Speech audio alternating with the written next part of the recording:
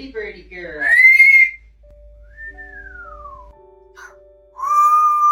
Cosmo, the bird who healed a family's heart. Good girl. Gonna get your feet up.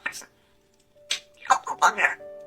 Don't be a girl. Connect your nose. You check it for help. Girl, don't go on there. You're gonna fix that there. Cosmo wasn't supposed to be theirs. Cindy and Jason had never owned a bird, never even considered it. They already had pets, 3 cats, and a dog and a comfortable routine.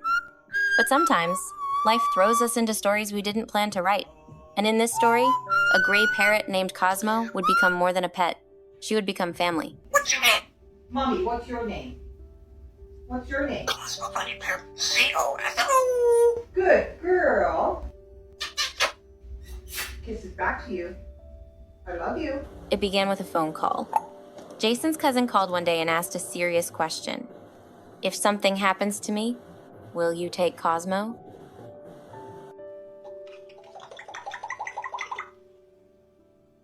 Your water noise.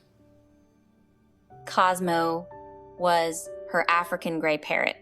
Intelligent, funny, full of personality. Of course, Jason said yes. It was the right thing to do, but they thought it was just a precaution. After all, parrots live a long time, some up to 60 years. They assumed they had decades before that promise would mean anything. One apple. One apple. But just 3 years later, she passed away. Suddenly, Cosmo needed a new home. Jason and Cindy had never met Cosmo in person. They drove to pick her up, not knowing what to expect. When they walked through the door, Cosmo looked straight at them and said, perfectly clearly, "Hi, I'm Cosmo. What's your name?" They were stunned. She wasn't just repeating sounds. She was speaking, thinking, greeting them. Hey Google, turn on the lamp.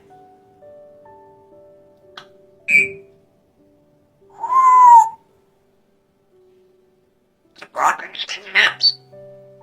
But Cosmo had been through heartbreak. She had started plucking her feathers, something birds do when they're under extreme emotional stress. Her first mom had gone to the hospital, and Cosmo knew something was wrong. Her grief had started before the loss was even complete. By the time Cindy and Jason arrived, her little body showed the scars of sadness.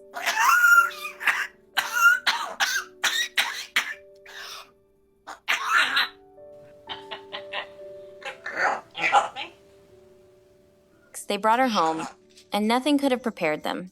The dog barked, the cat stared, and Cosmothus Gray, half-plucked, talking bird, seemed unfazed. Cindy immediately began researching how to care for parrots, what to feed them, what to avoid, how to understand them. No avocado, no onions, no Teflon pans, no scented candles, no loud stress. Owning Cosmo wasn't a hobby, it was a lifestyle change. Yes? Are you smoking? I don't smoke. I'm not joking. You're smoking. But the love came fast. Cosmo revealed herself to be a tiny comedian. She had a huge vocabulary, somewhere between 800 and 1,000 words. She told jokes. She said peekaboo when someone walked into a room. Shut up when the dog barked too much. If nobody was paying attention to her, she'd start coughing a realistic, raspy human cough until someone turned around. Can I get some fresh water? Oh. And you gotta go shopping. Come here and zoom back, okay? Go store. She loved conversations. If Cindy was leaving the house, Cosmo would ask, "Can you zoom there and zoom back?" When they returned, Cosmo would celebrate with joy and laughter. She understood timing. She understood mood. She understood love. Oh, Mama, turn on live.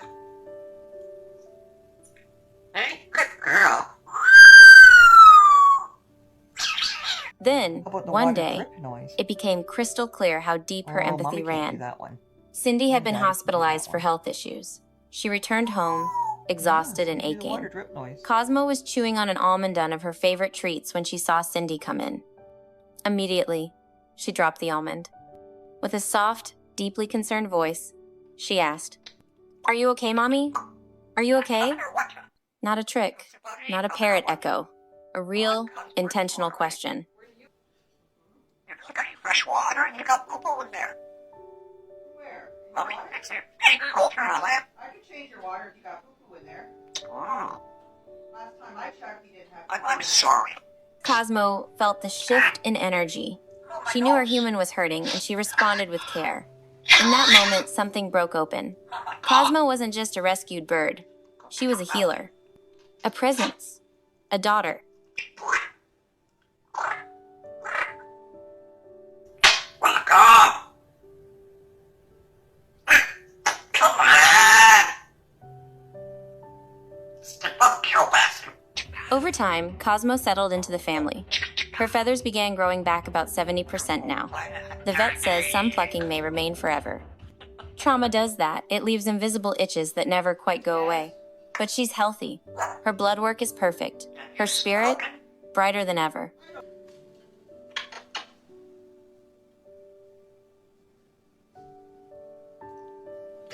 On there.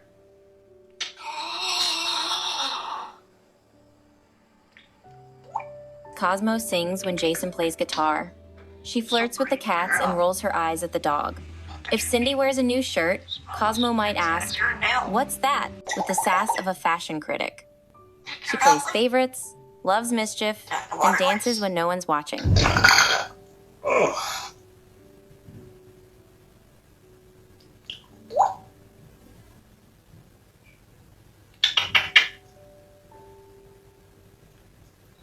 Beneath the humor is a deep emotional intelligence. She remembers what it feels like to lose someone, and she's chosen, in her own feathery way, to love again, to give joy, to bring healing not just to herself, but to the family that took her in. Oh my God, choke up. You're stuck up. Oh my God, you choke up. I'm sick up. What started as a promise on a phone call became one of the most unexpected gifts Cindy and Jason ever received. A bird they didn't choose became a soul they can't imagine life without. Hey, girl. What you want?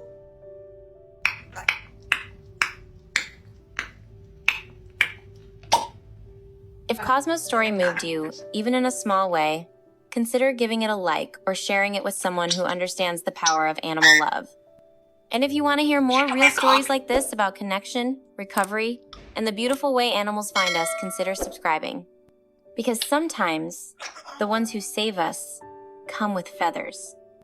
Our team works hard behind the scenes to find and share real-life stories that truly matter. Every video is crafted with care, carefully researched, edited with trusted sources, and always treated with the respect these stories deserve. What you see isn't just made to inspire, it's meant to be real and meaningful.